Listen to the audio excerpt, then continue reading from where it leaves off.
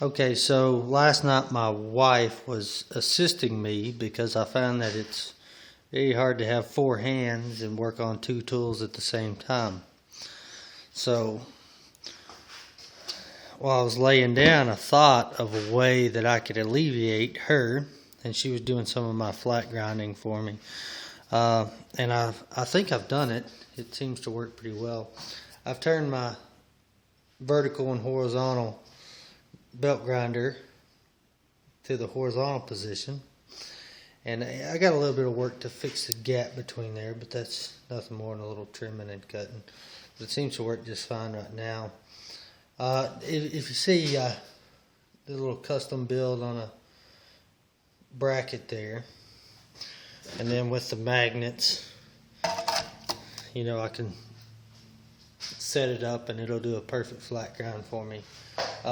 The only problem I see with this is anything longer than that knife right there. I think that one's about 8.5 inches long. Of course, I'll show you all how it works. And you have to mind the noise between the vacuum and the grinder. And then I set it up there.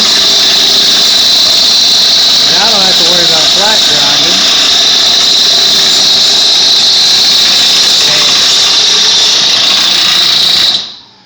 Now, as it's doing that, you could see it's doing a pretty good flat grind. I don't have a very good belt for this on there, but I wanted to try it out, and this way, if I leave it for a while, it's not gonna impede too much. It's doing pretty good. Getting a nice flat surface on that one. It'll be on there for a while until it, does what it's supposed to do. But thought I'd show y'all guys that.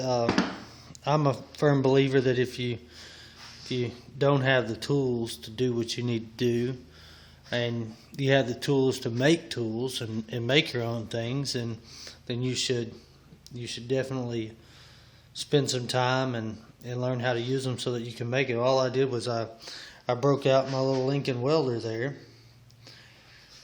Bent, cut, ground, just like making a knife, just work it and work it and work it till you get it just right.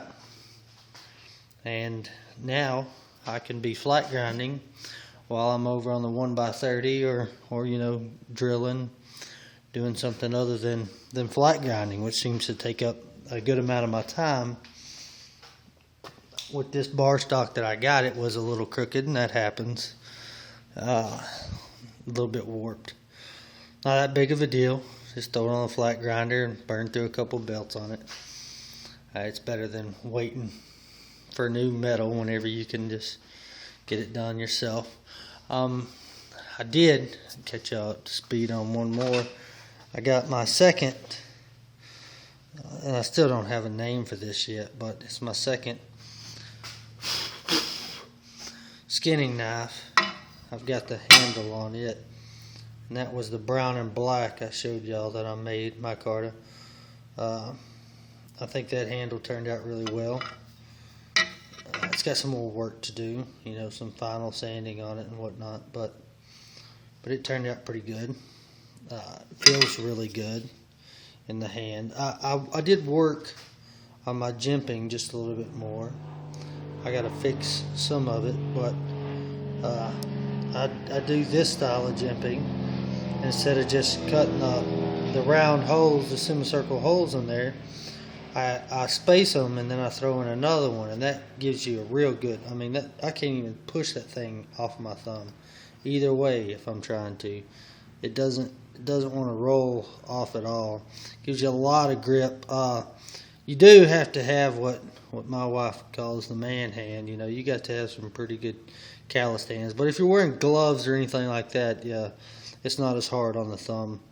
And in most cases, military or a lot of hunters, those seasons are a lot in the cold. So I don't see it as a big deal to have gloves on and use it. Anyway, just catching y'all up on my nice new little rig there. Works like a champ. It saves me time. And anything that makes my life easier makes it easier to keep on trying to excel and do better things. Thanks everyone for watching. As always, be safe.